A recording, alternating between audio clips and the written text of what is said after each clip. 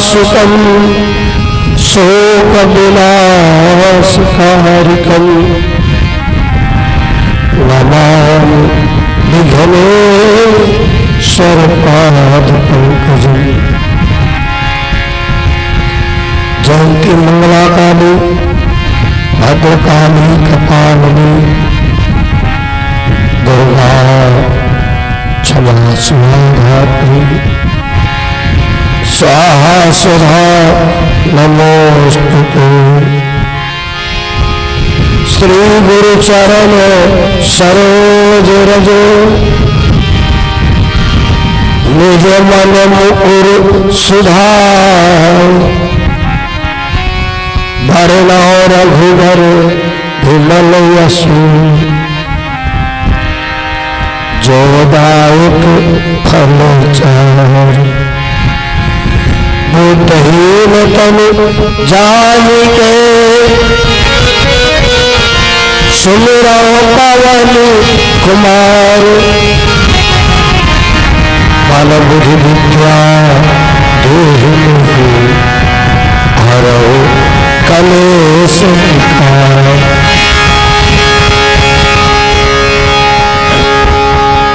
बोलो राजा रामचंद्र भगवान की। मंच के नियमानुसार 2 बार भगवत नाम संकीर्तन करें और उसके बाद परीक्षित जी महाराज की मोक्ष की कथा सुने।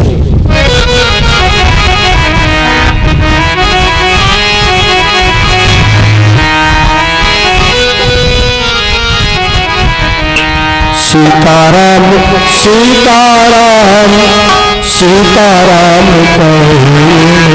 सेवा भजलो राम राम राम भजलो राम राम भजलो राम राम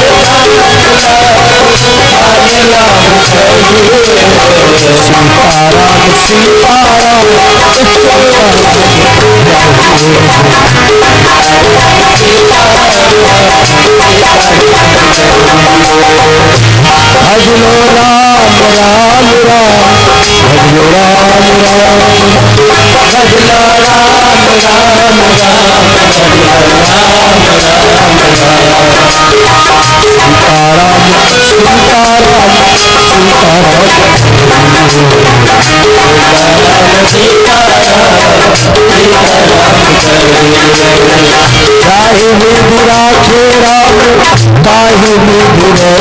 you.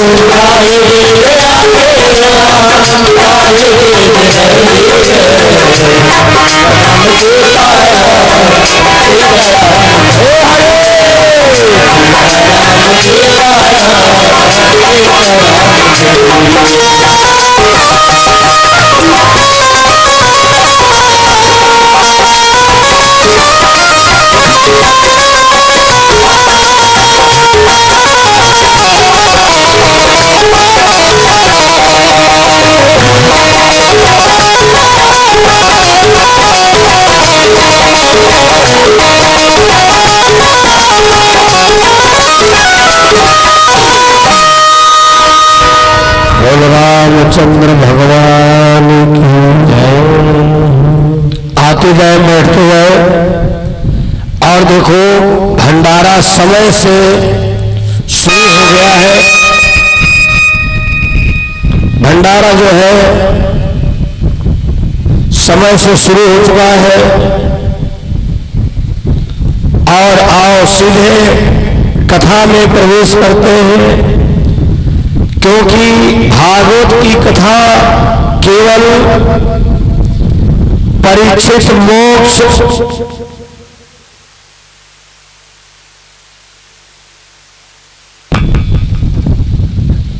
भगवान के परम धाम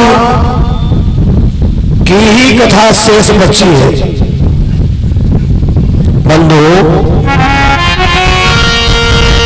महाराज राजा दशरथ को, परीक्षित जी महाराज को कथा सुनते सुनते 7 दिन हो गए। सुखदेव जी कहते हैं राजन, अब अगले अध्याय में जो कथा है भगवान के परम धाम की है। भगवान पीपल के पेड़ के नीचे बैठे हुए हैं और अर्जुन से कहते हैं, अर्जुन भैया मेरा समय पूरा होने वाला है, आया उसे जाना है, ये दुनिया मुसाफिर आया है, आया उसे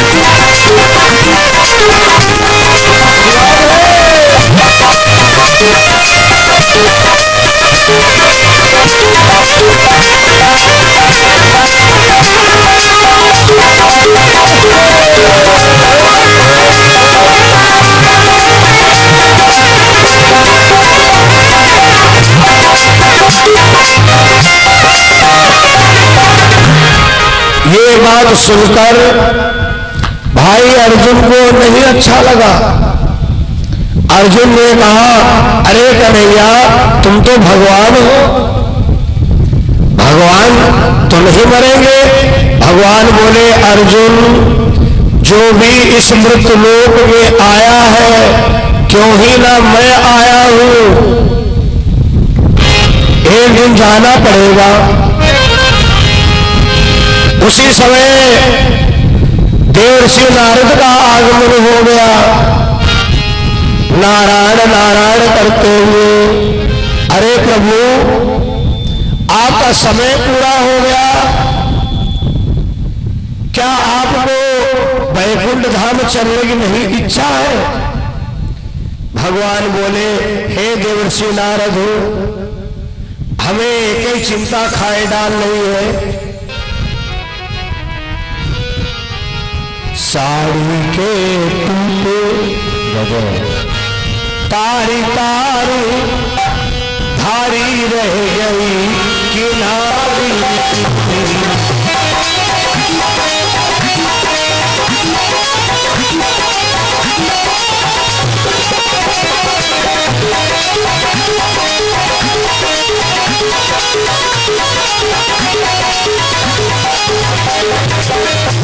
साड़ी के टूटे तारी तारी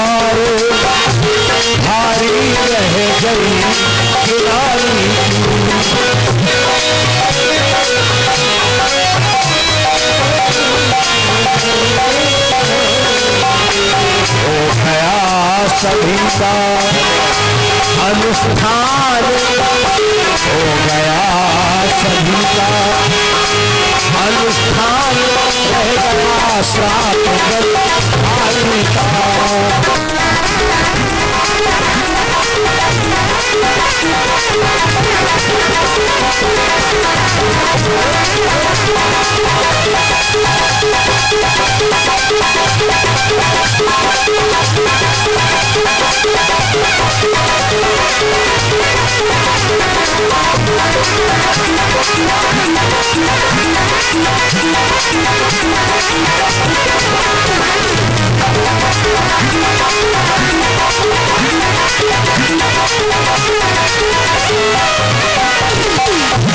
हे देवर्षि नारद, गंधारी का श्राप कैसे पूरा हो? नारद जी ने कहा, प्रभु गंधारी ने क्या श्राप दिया है?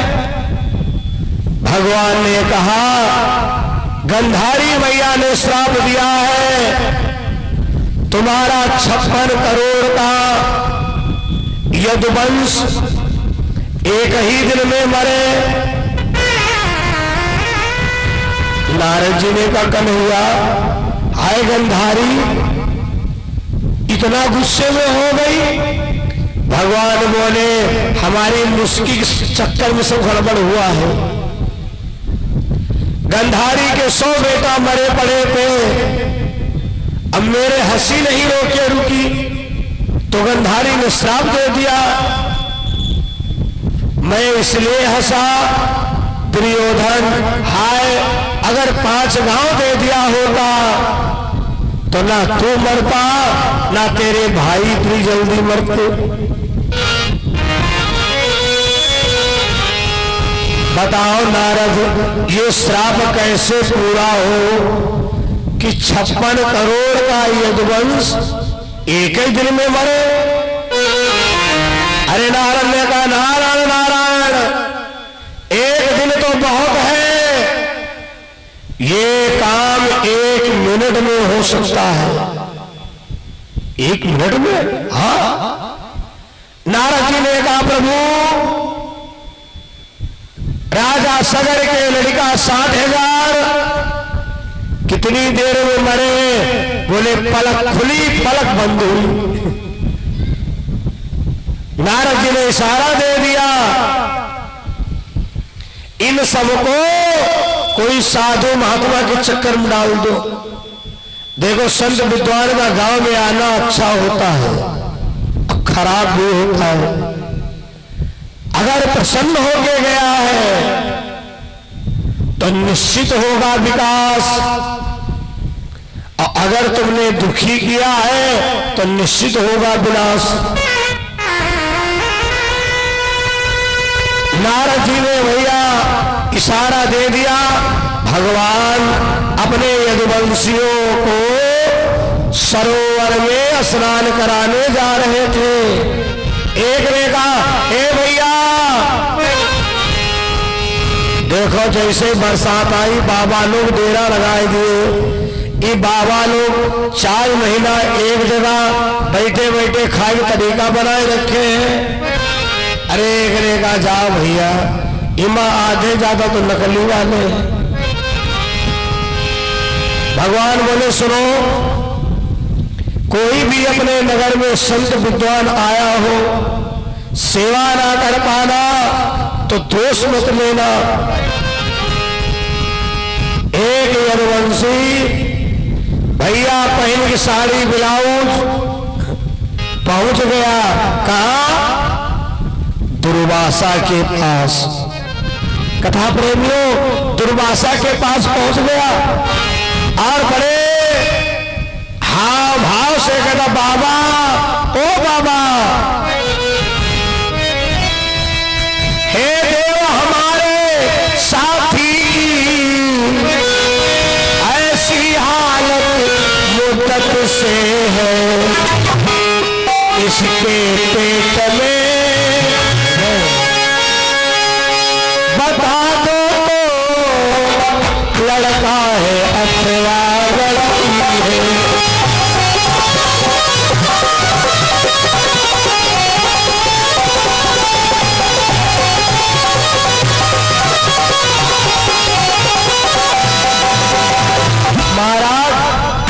ये जो हमारा साथी है बहुत दिन से इसके कोई परेशानी है, महाराज एक तो रोटी नहीं खाता है, पेट इसका फूलता चला जा रहा है। जरा महाराज साधना के द्वारा देख लो कौनू कौतुकी घटना तो नहीं घट गई। इसके पेट में बता दो तो लड़का है अथवा लड़की। बाबा ने सारा पूजन बाधा डाला, लेकिन वही कहा माने वाले जही का विदा रोनी दुखी दे वही कीमती कही।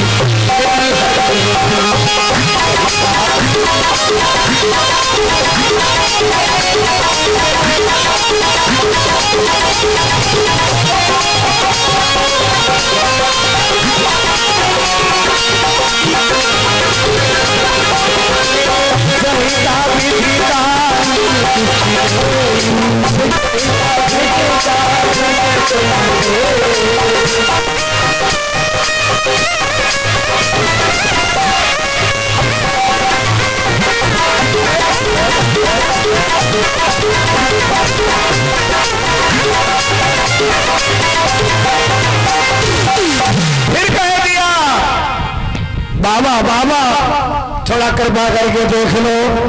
जो तीसरी बार में बाधा डाली पूजा में, तो भैया बाबा जी जिससे जाप कर रहे थे, जिसे हमारे साधु लाइन में कहते गौमुखी,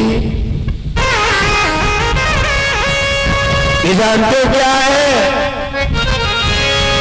उल्टा हुआ सीधी डोरी बलिहारी भरई छे।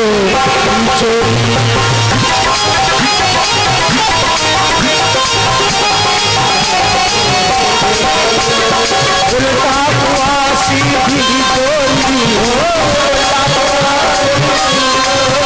बलिहारी भरई छे।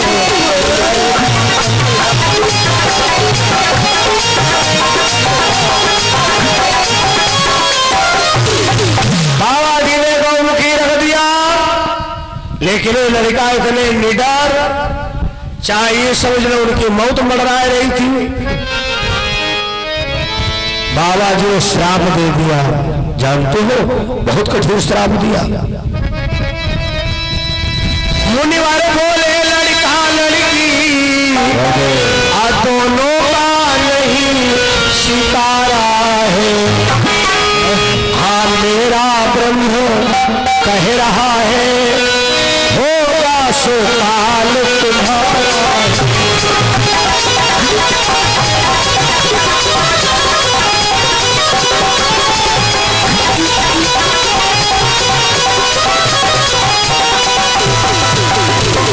दोस्तों तुम मेरी परीक्षा लोगे, मैं तुम्हें श्राप देता हूं। इसके पेट में ना लड़का है ना लड़की, लोहे का मूसल है। अब भैया जैसे उठ के खड़े में धाम से कड़ाही की जगह पर मूसल गिरा। अब लड़का का बोले रुको रुको और ले लो, यही लोहा तुम्हारे यदुवंश का विनाश होगा, तुम सबका काल होगा। अब भागते हुए आए, हाय कन्हैया बाबा ने श्राप दे दिया। भगवान बोले हम तो मना कर रहे थे, परीक्षा ना लो और परीक्षा लो जाके। भगवान अब महापुरुष, इनकी परीक्षा के चक्कर में नहीं पड़ना चाहिए, प्रतीक्षा में रहना चाहिए। भगवान की परीक्षा किसने लिया? भगवान शंकर की पत्नी माता सती ने मरना पड़ा। महापुरुष की परीक्षा किसने लिया? भगवान के कृष्ण के वंशज। तब तक एक बोल पड़ा, इतनी बड़ी अपनी आवाज थी, अरे लोहे भैया रत्ती रत्ती बुरादा कटा लो। भैया लोहे को रगड़ना शुरू किया कथा प्रेमियों, घिस घिस कर भैया सरोवर में बहा दिया। एक कीला बची,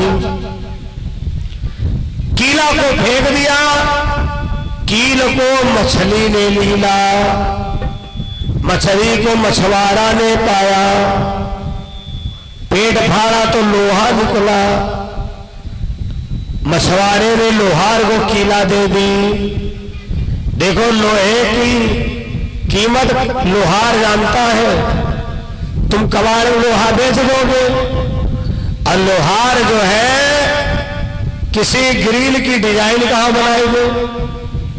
सोने की कीमत सोनार जानता है, तुम सोने को टुकड़ा बेच आए, तुमसे कर्जा भी काट लिया, लेकिन सोनार ने उस पत्ती को बढ़िया हार की डिजाइन बनाई दी।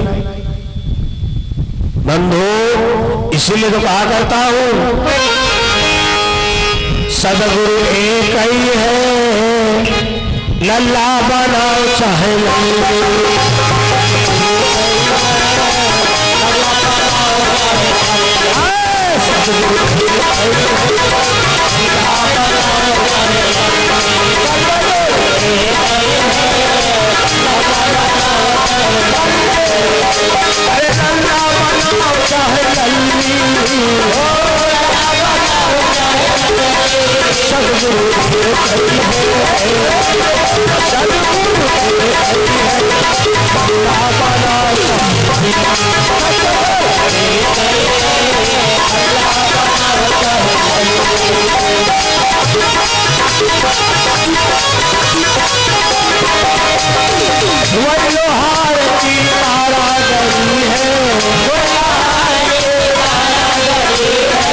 वही लोहार की कारागरी है, वही लोहार की कारागरी है, लोहा एक ही है, लोहा एक ही है, काला बनाओ चाहे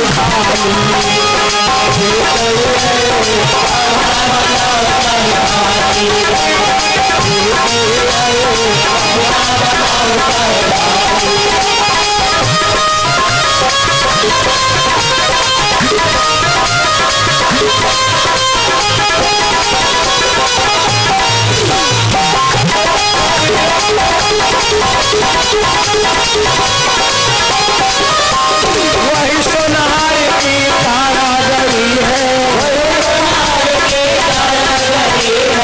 वही सोनार की कारागरी है, सोना एक ही है, सोना एक ही है, काला बना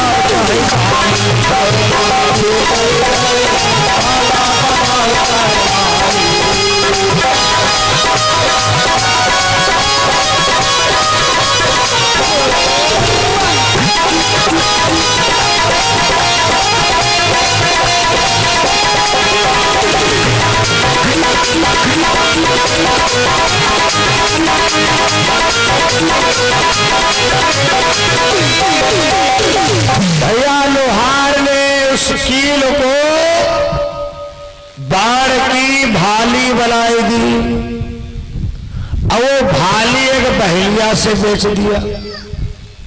अब बहेलिया के बाद में पहुंचो, अभी घर आओ।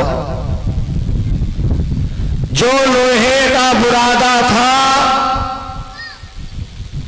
वो एलका नाम की घास बन के पैदा हो गई। कहीं कहीं इसको तिधारा भी कहते हैं कथा प्रेमियों। अनुदान काउंटर कृपया किसी अपने प्रतिनिधि को यहां उपस्थित रखे। बोलो गोविंद भगवान की जय हो। हमारे मास्टर साहब के द्वारा पात्र और भागवत भगवान में दक्षिणा भेंट हुई है। बोलो सदगुरुदेव भगवान की जय। मास्टर साहब भड़काइए, रोड जाना कोई बात नहीं, कोई बात नहीं। प्रसाद दो, प्रसाद दो। बोलो भागवत भगवान की। देखो भंडारा समय से शुरू हो चुका है। परीक्षित जी की मोक्ष कथा सुनो। बढ़िया बैठ के भंडारे प्रसाद पाओ और शाम को फूलों की होली का आनंद मनाओ। कथा कौन चल रही है? ये 56 करोड़ यदुवंश संहार, भगवान का परम धाम, बड़ी मार्मिक कथा है। अरे इस आज की कथा के बारे में बताएं तो कहोगे अच्छा, जो 6 दिन कथा सुनी और आज की कथा छूट जाए तो केवल कथा का फल है, भागवत का नहीं। संयोग से 6 दिन नहीं आ पाया, अब भगवान ने आज बुला लिया तो 7वें दिन का फल मिल गया। बोलो भागवत भगवान की जय। इसलिए जो लोग नहीं आए हो, आते जाओ, बैठते जाओ। बस आधे घंटे बाद परीक्षित का मोक्ष होगा। और फिर चल रहा भंडारा, चल रहा भंडारा,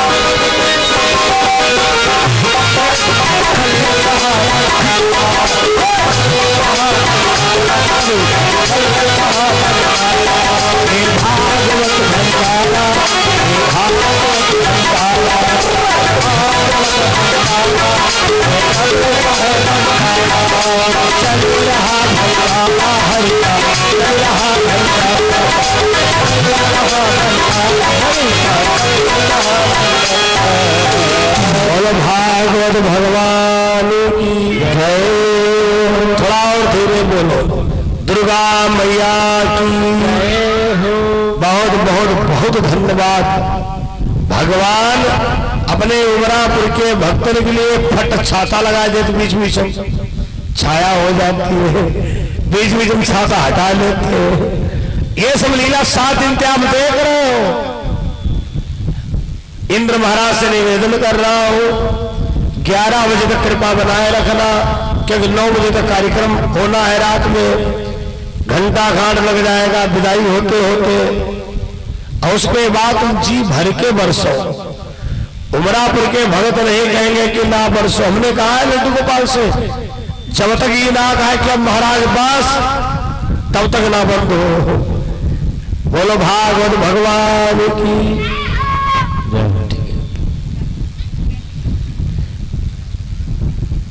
बोलो सदगुरुदेव भगवान की जय। सुनते कथा सुनते हैं। दरअसल में भागवत के विश्राम की कथा है। धर्म परिसंगनों, वो तिधारा नाम की घास बन के पैदा हो गई। अब इधर यदुवंशियों ने एक दिन ताड़ी पिया, ताड़ी मदिरा। मदिरा की बात आई तो एक घटना याद आ गई। एक भैया ससुराल जा रहे थे। अच्छा, हमने एक बात देखी है, ई प्रकार के व्यक्ति जब जने की कौनो नातेदार आवा है तो पिए चाहे कम हो, चिल्लाएंगे ज्यादा, जिसे अगल बगल लोग जान जाए कि हे ऊपर राहत हो। भैया एक व्यक्ति ससुराल जा रहा था, लिखा हुआ था रुकिए ठहरिए देखिए यही है। सोचे ससुराल का मामला है, थोड़ा फिट हो लो। 1 शीशी पी, 2 पी और 2 शीशी जेब में रख ली। जब गांव के बाहर पहुंचे तो उनका ये ना दिखाई दे कि वो गड्ढा है कि रोड है। एक व्यक्ति का भैया नापदान का गड्ढा रोड पर था, थोड़ा गहरा भी था। अब वो ऐसे ऐसे हाँफते और जाएगी गड्ढे में गिर पड़े हैं। गड्ढा में गिर गए। अब गड्ढा का पानी उनके मुंह में आ जाए तो उनका यूं ना होश कि हम पी रहे कि कौनो गड्ढा पानी मुंह वगैरह। अगल बगल के लोगों ने देखा, बोले हाय नातेदार पड़े, नातेदार। नातेदार निकाले गए कीचड़ में सरे सनाए, तब तक कुत्तर को झुंड निकल पड़ा। तब बढ़िया वाले कुत्ता तो छलांग लगाए गए, एक की रही कुतिया नहीं कूदी पाई, उनकी छाती पर बैठ गई और उनके मुंह को चाटना शुरू किया। जितना उनके चेहरे पर गंदगी लगी थी, कुतिया ने चाट चाट के प्लेन कर दिया। तो होश आया, अब कुतिया की पूंछ पकड़े, अपनी पत्नी बुला लो। क्या जब तुम ससुराल में थे तो तू चोटी बांधती थी, या एक बांध दो। अब कुतिया की पूंछ हलाए धरे तो कुतिया भौंक पड़ी। तो कहा घर चलो बताएंगे। तो माई क्या आती तो कुतिया बन जाती, भौंक रही हो। तब तक पड़ोस का बोला नातेदार आए, आता कुतिया है। बोले कुतिया ज्यादा हो गई थी आज कुछ। लोगों ने भैया बाल्टी से पानी ना आया, इतनी दुर्गंध उनके आवे। और जब ये हालत में पहुंचे तो भैया लड़की की मां रोने लगी, सास मैंने तुमसे कहा था यहां कभी पी के मत आना। तो क्या कहता है, सासू अम्मा हम कहां है। सास ने कहा भैया तुम ससुराल में हो। शराबी ने कहा तुम कहां हो। तो कहा भैया हम हो ससुराल में है। अब अपने सास पकड़े हाथ नचावे, कहा तो हम तुम साधु साधु। कहा तुम हो ससुराल, हम हो ससुराल। तो जब तुम ससुरिया होते हैं तो साधु साधु तो होते हो। सास ने घसीटी चट्टा मारा, तुष्ट कहीं का। शराबी के साथ लड़की ब्याह हो, लड़की की जिंदगी बर्बाद। खेती कम हो, लड़की सुखी रहेगी। कुल विश्वा कमजोर हो, रूप रंग का आगर ना हो, लेकिन जुआरी ना मिले, शराबी ना मिले। इसलिए लड़की का विवाह करो, ये जरूर पता लगा लो। और ऐसा आप अगर शुरू कर दे तो जब 10-20 परिवार बिना ब्याह के रह जाएंगे तो अगल बगल दहशत बनी रहेगी, पीना मत, वरना बेहुआ नहीं आएंगे, शादी नहीं होगी, कुरी नादार्थ हो जाएगी। पुराणों में लिखा है अगर जवान लड़की है और बाप मदिरा शराब पिए हो तो जवान लड़की को बाप के सामने से नहीं निकलना चाहिए। उसे होश नहीं होता अनुजा तनुजा का। भैया यदुवंशियों ने ताड़ी पिया, अब बहुत नशा, वो उनके ऊपर पानी उलझे, वो उनके ऊपर पानी उलझे। और भैया एक के हाथ में बालू आई गई, बालू मार दिया, फेंकाए। अच्छा बालू मार दी तो उन्हें दिखाई नहीं पड़ा, तो उनके हाथ में एलका नाम की घास आ गई, तिधारा। वही श्रापित लोहे वाले, ध्यान पूर्वक सुना, भागवत है। एक को मारा, अब भैया बदला चालू। उन्होंने अपने बाप का बदला लिया, उन्होंने नाना का बदला लिया।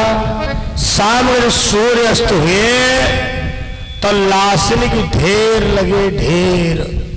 56 करोड़ बहुत होते, 100-200 लाशी टीवी पर देखने तो चक्कर आ जाता है। राजा परीक्षित ने कहा कथा बंद करो, अब हमारे कथा समझ में आएगी। जब भगवान अपना वंश नहीं बचाई पाए श्राप से, तो हम क्या बचेंगे। तो सुखदेव जी कहते राजा परीक्षित और सुनो वो,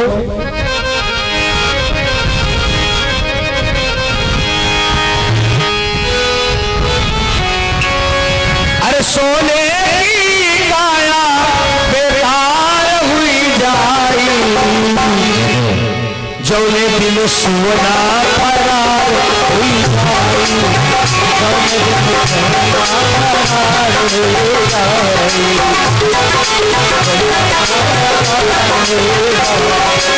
सोने की काया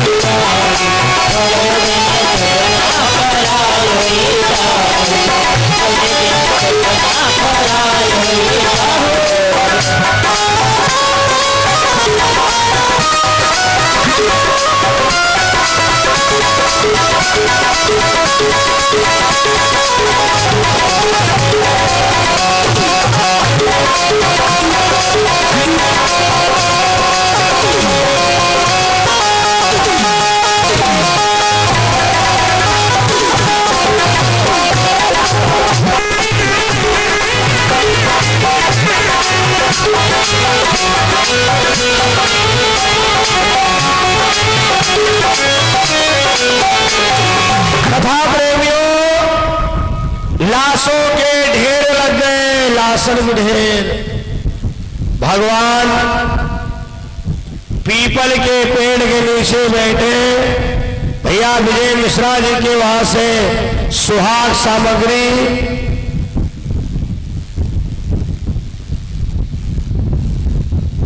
भेंट हुई है। 100 रुपये अजय राला बाबू, 102 रुपया हरिओम उमरापुर, 20 रुपये मुनीश बनिया बाबू, 52 रुपया गोविंद मिश्रा जी की माता जी उमरापुर और प्रसाद में। भगवान कल्याण करे। भंडारा बन चुका है, परीक्षित जी का मोक्ष हो जाए, उसके बाद बड़े प्रेम से सब लोग भंडारा का प्रसाद पाओ। और इच्छुक लोग भंडारा चल रहा है, प्रसाद पाते भी रहो। सुनते कथा कथा प्रेमियों। भगवान भैया पीपल के पेड़ के नीचे बैठे और अर्जुन से कहते, अर्जुन अरे मिलन आजीविका हमारा तुम्हारा, मिलन आजीविका हमारा तुम्हारा। वैसे मैं बहुत आशीर्वाद दूंगा इन बच्चों का प्रयास और बड़े बूढ़ों का साथ, और कार्यक्रम में बड़ा आनंद आया। बड़ी सुंदर व्यवस्था के साथ में संपन्नता की ओर है। सुनिए, भगवान कहते हैं अर्जुन हमारा तुम्हारा साथ कुछ ही देर का है। तब तक भैया बहेलिया ने बाण मार दिया। ये बहेलिया जानते कौन है? कथा प्रेमियों, ये बहेलिया द्वापर युग का है। कौन? सुग्रीव का भाई बाली। भगवान ने छुपके बाण मारा था। इसने कहा था अरे जाओ हमसे मिले होते, हम रावण के वहां खबर भेज देते, रावण सीता को लेकर के आ जाता। ये दगा दगा धोखा धोखा छुप करके बाण चलाया है।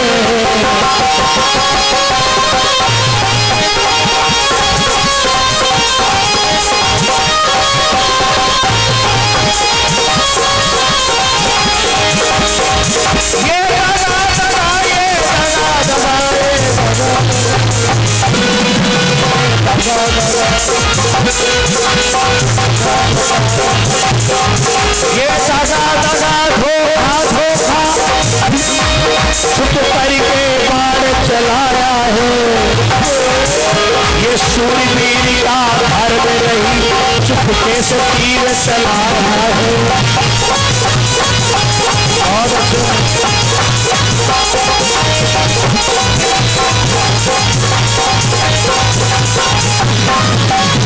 अरे जाओ, हमसे मिले होते रावण के वहां खबर भेज देते, रावण सीता को लेकर के आ जाता। भगवान बोले, बाली क्या जीना चाहते हो? कहा बाली तो देहु जिया।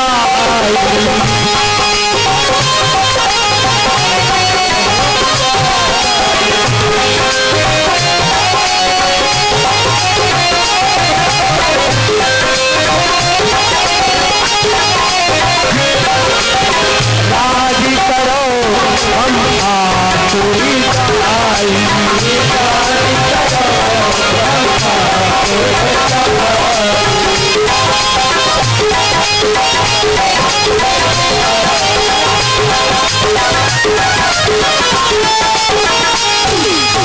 भगवान ने कहा था, बाली क्या जिंदा होना चाहते हो? बोले नहीं। तो क्या चाहते हो? बाली ने कहा, महाराज हम योद्धा हैं, हम बदला लेंगे बदला।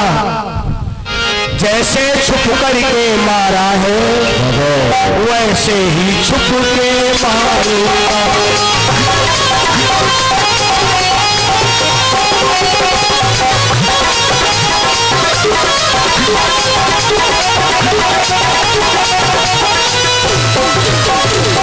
मारा जैसे छुप के मारा है ऐसे छुप के मारूंगा। बंधु, भगवान ने सिद्ध कर दिया है, जो जैसे कर्म करेगा उसको भोगना जरूर पड़ेगा, क्यों ही ना मैं हूं। अगर तुमने किसी को छुपके मारा है, तुमने धोखा किया है, वो चाहे जिस योनि में जन्म ले तुमको धोखे से ही मारेगा। वही बाली आज बहेलिया बना। अब भगवान के पैर की पदम चमक रही, अब वो समझा हिरण की आंख है, चला दिया बाण। जैसे भगवान के बाण लगा, श्रापित लोहा है, वो भी दुर्वासा ऋषि का श्राप। उसी समय पर भैया विमान आ गया कथा प्रेमियों, और भगवान बोले, अर्जुन जाओ द्वारिका वालों से कह दो, देखना चाहे देख ले, मिलन आज तक का हमारा तुम्हें। 102 में भैया प्रमोद कुमार शुक्ला सरोसा, 101 रुपया अल्पना शुक्ला खिदौरा, रुद्र मिश्रा खिदौरा द्वारा 21 रुपये दान हुए। ए अर्जुन जा द्वारिका के लोगों से कह दो आखिरी मुलाकात कर ले। और इधर भगवान ने कुल भिल्लन को प्रकट कर दिया। अर्जुन के अंदर जो मोह बना है, इंसान के अंदर मोह बड़ा कठिन है। परिवार का मोह, गांव का मोह, रिश्तेदारी का मोह बड़ा कठिन होता है। और कलयुग में ये तो पता ही होगा प्रधान रिश्तेदारी कौन है। रामायण में लिखा है, ससुरारी प्यारी लगी जब से, रिपु बंध कुटुंब भय तब तो। विषय बदल जाएगा। बड़ी मार्मिक कथा है, क्योंकि भगवान की पूर्ण कृपा और कैसे चमत्कार मानोगे। जैसे तुम्हारे धूप लगती तैसे भगवान छाता लगा देते। उमरापुर वाले धूप ना लगन पाओ। पहली बार बच्चन ने भागवत किए। मैं सभी सहयोगियों को बहुत बहुत आशीर्वाद दे रहा हूं। सुनते हैं बंधुओं, जो शेष कथा है, कुल भिन्न प्रकट हो गए। अर्जुन इधर से ना निकलो। कहा क्यों? अरे बोले रोड पर हमारा राज्य है, तुम देख नहीं पाओगे। अब भैया वो माया रूपी स्त्रियों को छेड़ रहे थे। अर्जुन ने कहा तुम्हारी इतनी हिम्मत हो गई, हमारे सामने स्त्रियों के साथ दुर्व्यवहार करोगे, मैं तुमको जिंदा नहीं छोड़ूंगा। ढिल्लों ने कहा अर्जुन औकात बढ़ाओ, सरकार गिर चुकी तुम्हारी। भैया आज अर्जुन बाण चलाते हैं, कोई बाण काम नहीं आ रहा है। ये वही अर्जुन है, आंख पर पट्टी बांध देते और दुश्मन का नाम लेके बाण मारते तो उसी के सीने में लगता जाए कि भैया बैठ जाओ तुम, ढूंढ रहा कौन कहे, बैठ जाओ बैठ जाओ बेटा बैठ जाओ। इस लड़की को नीचे उतारो, कुर्सी पीछे रखो। बोलो भागवत भगवान की। सुनिए थोड़ी कथा बच्ची है। पुरुष बली नहीं होती है, सबका समय होती बलवान। इसलिए होश में रहना, तिनके भैया तीनपन होते हैं। अगर आज कोई गरीबी जी रहा है तो आने वाले समय में सोच लेना तुमसे आगे होगा। पुरुष बली नहीं होती है, सबका समय होती बलवान। भिलन लूटी गोपिका वही अर्जुन और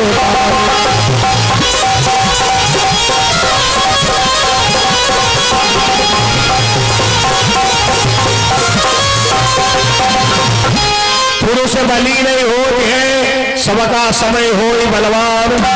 भिलन लूटी गोपिका वही अर्जुन और बाण। वही अर्जुन है, वही बाण है, लेकिन आज समय नहीं वो है। बाण चलाते हैं लेकिन दूसरी तरफ जाता है, निशाना सटीक नहीं बैठ रहा है। अर्जुन ने मुड़कर के देखा, भगवान इस लोक को छोड़कर वैकुंठ धाम चले गए। भागवत में ये भी लिखा है कि भगवान कृष्ण कितने साल की धरती पर रहे हैं। 125 साल, 125 वर्ष में सारी लीला भगवान ने कर डाली। ओहो, राजा परीक्षित ने कहा जब भगवान को सांप का सामना करना पड़ा तो हम कौन हैं?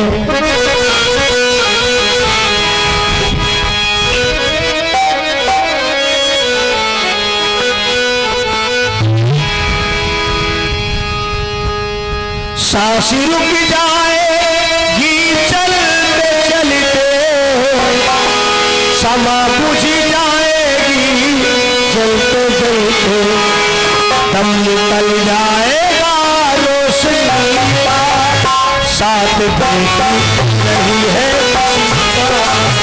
दम निकल जाएगा रोशनी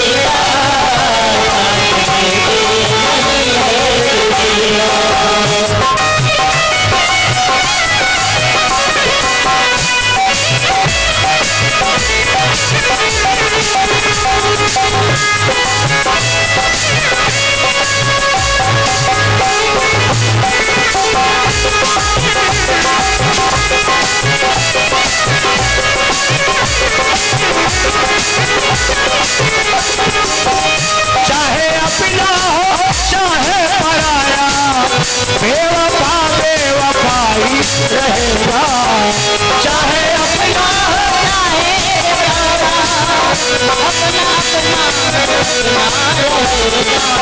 राम रह जाता है आदमी का, राम रह जाता है आदमी का, साथ बेटी नहीं है किसका, राम रह जाता है आदमी का, साथ बेटी नहीं है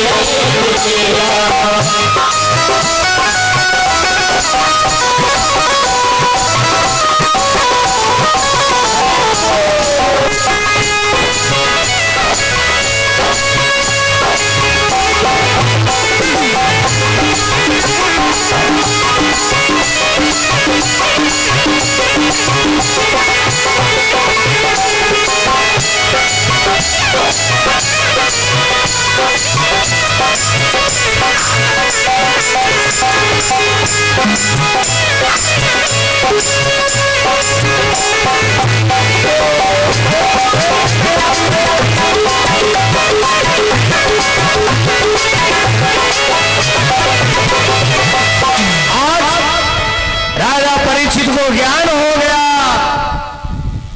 7 दिन पूरे हो गए और वो सांप जिंदा हो गया। सांप जिंदा हो गया। राजा परीक्षित को डसने के लिए चल दिया। राजा परीक्षित को बचाने के लिए एक एक बेलुआ, एक एक नाउत और एक एक हकीम धनवंतर वैद्य की और सांप की मुलाकात हो गई। धनवंतर वैद्य ने कहा, नागराज कहां जा रहे हो? बोले राजा परीक्षित को डसने। पागल हो क्या? हमारे होते राजा परीक्षित मरे और सांप काटने से। धनवंतर वैद्य ऐसे हकीम थे, अगर किसी को सांप काटे तो दवाई देने की नहीं जरूर, केवल उसे देख लेते जहर खत्म हो जाता। और आज के बिना चेकअप करवाए कोई दवाई ही नहीं संभव। नाड़ी का ज्ञान तो भी धीरे धीरे जीरो हो रहा है। पहले के वैद्य लोग नाड़ी दे के बता देते तुम्हारी ये बीमारी है। धर्मप्रिय सज्जनों, धनवंतर वैद्य ने कहा, नागराज मेरा नाम धनवंतर है, धनवंतर। सांप ने कहा, बाबा जी हम असल करिया है, हम हुक्मी सांप है। आज के दिन पर राजा परीक्षित को कोई बचा नहीं सकता है। वैद्य जी ने कहा, ये बताओ तुम्हारे कितना जहर है? बोले जहर? अरे महाराज, एक सामने बरगद का पेड़ दिखा, बहुत मोटा, बहुत मोटा। ये वाला कुछ नहीं, बगिया वाला कुछ नहीं, मोटा बरगद का पेड़ बहुत मोटा, हजारों साल पुराना। सांप ने कहा, बाबा बाबा बाबा देखना देखना देखना। अब भैया सांप ने जैसे फन मारा, भैया बरगद का पेड़ जल के भस्म हो गया। बाबा ने कहा, एक बात है कि रहे तो सपौना बड़ा जहरीला।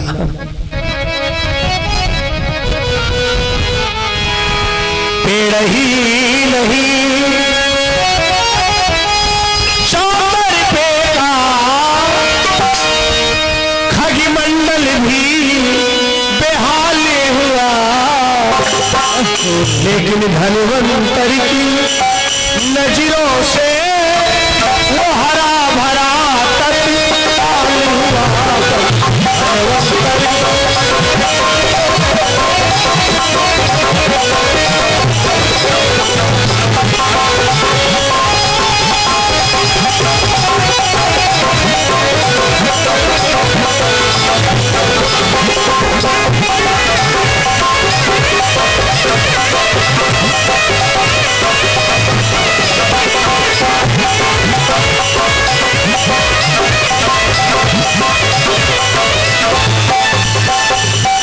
आज कथा प्रेमियों, बाबा जी ने जैसे जहां पर बरगद का पेड़ था वहां पर क्यों नजर डाली, कथा प्रेमियों वो बरगद का पेड़वा फिर हरा भरा हो गया। सपौना ने कहा, दादा बाबा बड़ा खतरनाक, हम जितनी बार राजा परीक्षित को काटेंगे खाली बाबा देख लेंगे जहर खत्म। और हमारे पास तो आज के दिन है शेष। अगर आज के दिन पर राजा परीक्षित नहीं मरे तो हम जल के भस्म हो जाएंगे, क्योंकि सांप जो है मरने के बाद जिंदा हुआ है। इसलिए इस सांप को कहा गया हुक्मी सांप। आगे जाकर के सांप भैया सोने की छड़ी बन के लेट गया। बाबा जी समझ नहीं पाए। बाबा जी ने सोचा तो सोने को दे तुम्हें, हम जहां सोने को बेद लेके जाएंगे सब कहेंगे बाबा बड़े वीआईपी हैं, सोने को बेद राखे। कथा प्रेमियों, रास्ते में पड़ा हुआ क्यों ना सोना हो, लेकिन वो तुम्हारा काल हो सकता है। लक्ष्मी प्राण घात के, लक्ष्मी पहले प्राण लेती है और बाद में जाती है। बड़ी बड़ी स्टेशनों पर अनाउंस हुआ करता है, कृपया यात्रीगण ध्यान दें, कोई भी लावारिस पड़ी वस्तु को ना उठाए, सूचना दे, खिलौना, मोबाइल इत्यादि इत्यादि। क्या है ये? भागवत का सूत्र है। बंधु, बाबा जी ने उठा लिया, अब पीठ खुजलाने लगी तो इन्होंने सोचा लाओ बेटे से पीठी खुजलाए, पीठ मिलती तो है नहीं, और हर आदमी जुगाड़ खजवाता है, या तो कंघा ले लिया है या कोई डंडी वंडी उठा ली। बाबा जी भैया अपनी पीठ खुजलाने चले और वो पेट की बेटी जो थी, जो मोड़ होती है, वो सांप का फन था। ये परीक्षित जी का धनवंतर वैद्य कहां तक के अवस्था थे, जहां तक इनकी नजर पड़े भैया अपनी पीठी नहीं देख पाए। सांप ने काट लिया, उसी जगह पर धनवंतर वैद्य मर गए। कहोगे यहां पर क्या ज्ञान मिला? अपनी हुनर का, अपने ज्ञान का रास्ता चलते बखान नहीं करना चाहिए। जिनकी आदत है फर्जी बतलाएगी, कंपनी को फोन आया, अब मैजिक बैठे आए रहे थे, अब फोन उधर कट गया था, वो आज हम 10 रुपया पेमेंट रखी रहे, आज रेट बढ़े, सदरम जाएगी बेची आओ। अब पीछे गिरा काट बैठा, अरे इसके पास बहुत पैसा है, सुंघाए दिया, पाउडर बेहोश कर दिया, पीटते पीटते खाल जहर डाली, घर में चवन्नी नाए, तब बकुर रहे, हम तो भैया भड़ मार रहे थे, भड़। इसलिए सफर में तुम्हारा कहीं पर भी काल हो सकता है। धनवंतर वैद्य मर गए। अब सांप राजा परीक्षित को काटने जा रहा है।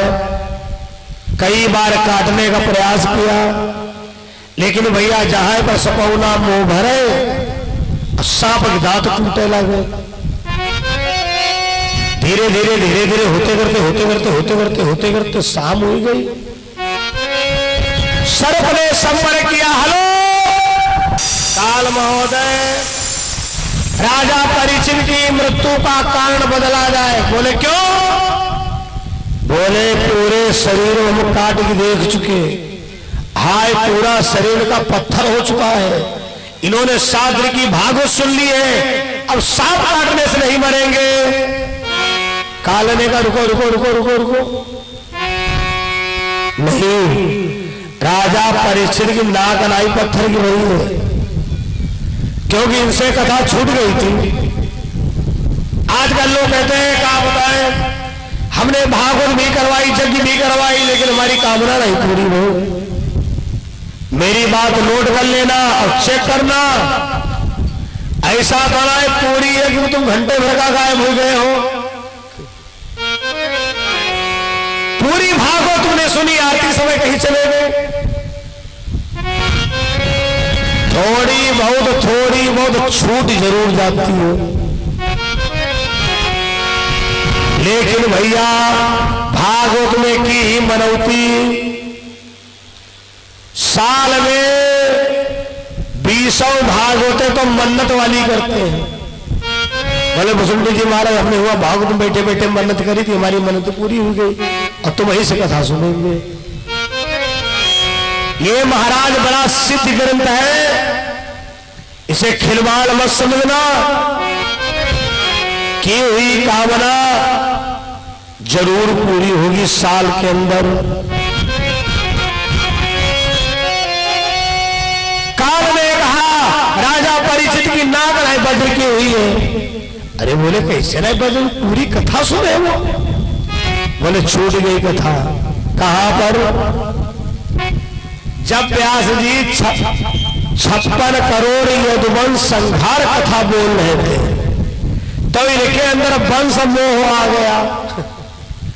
आज दादा अगर 56 करोड़ यदुवंश हमारा ना मरता तो पूरी धरती पर आज यदव यादव हमारा नजर आता। इन्होंने कान में उंगली लगाई नहीं, कथा छूट गई, इसलिए इनकी नाक नहीं पत्थर की हुई, पूरा शरीर पत्थर का हो गया। काल ने कहा जाओ राजा की नाक में काट लो। सपौना ने कहा तो तुम वही आओ। ना जाने कितने बल्लम रेडी है कि सांप जैसे दिखे मार डालो। ना जाने कितने बेनुआ तैयार खड़े हैं जड़ी बूटी लिए, जैसे सांप आओ बेहोश कर दो। नाक में काटने का मतलब नहीं, ऐसा नहीं हो सकता। तो काल प्रकट हुआ, बहुत जोर से हंसा और कहता है मौत का जब बजे सर पे डंका, पीछे सोने की लंका।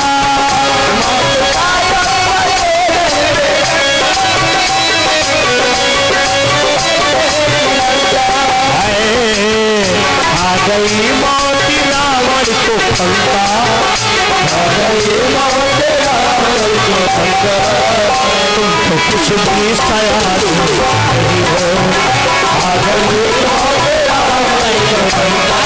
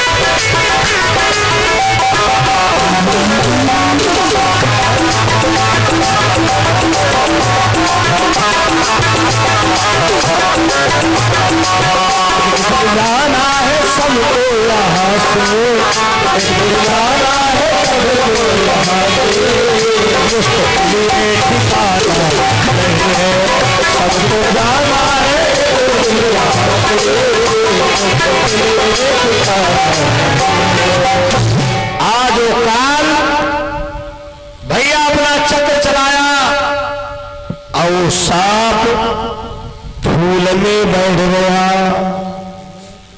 वो काल राजा परीक्षित के सामने खड़ा है। महाराज महाराज, आप जब धरती पर नहीं होगे तो हम सबको बड़ा रोना आएगा। लोगों ने कहा कितना अशुभ बोला, पता नहीं कहां कहां व्यक्ति है, ऐसे बोला जाता है। महाराज हम तुमको क्या दे सकते हैं, एक फूल हमारा स्वीकार कर लो। जैसे राजा परीक्षित के हाथ में फूल दिया, परीक्षित फूल को सूंघने लगे और जैसे सूंघने लगे सांप ने नाक में काट लिया। और जैसे सांप ने काटा, सांप गायब हो गया। लोगों ने कहा रे दादा, हाय सपौना देखो फूल में बैठा था। उसी समय विमान आया। विमान में बैठकर इस लोक को छोड़कर साकेत धाम को प्रस्थान करने वाले हैं। जो लोग संकल्पित दान करते हैं परीक्षित मोक्ष के समय में, अब भागवत पूर्ण होने जा रही है। इसके बाद आपको दान करने को मौका मिलेगा, लेकिन संकल्पित दान का नहीं। परीक्षित मोक्ष के समय में बड़ा इसका फल होता है। कहा जाता है इस समय जो हम संकल्प लेते हैं वो जिसके द्वारा मैंने कथा सुनी है, उस ब्राह्मण उस व्यास को दक्षिणा स्वरूप में संकल्प व्यक्ति करता है। कहा जाता है जिससे कथा सुनी हो, और जब तक उससे दक्षिणा ना दे तब तक कोई कथा का फल नहीं होता है। इसलिए भागवत में परीक्षित मोक्ष के समय में संकल्पित दान का महत्व बताया गया है। और देखो एक बात और बता दें, जो लोग जोड़े से हो या मौजूद, वे लोग अपने अपने जोड़ा के पास पहुंच जाओ। विधान वही, संकल्प के समय में पत्नी दाहिने रहेगी, यजमान महोदय अपना आसन बदले। भागवत यजमान अपना आसन चेंज करें। संकल्प होने जा रहा है। जिनको जिनको संकल्पित बैठे रहना वही पर हम बताएंगे। संकल्प सब तरीका बताएंगे, उठना बाद में है।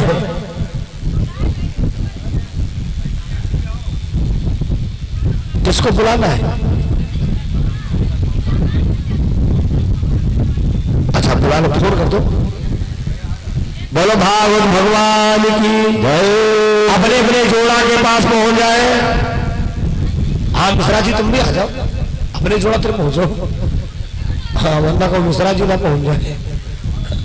मिश्रा जी तुम कहाँ बैठे, तुम भी संकल्पित था, अपने जोड़े के पास पहुंचो। बोलो भागवत भगवान की जय हो।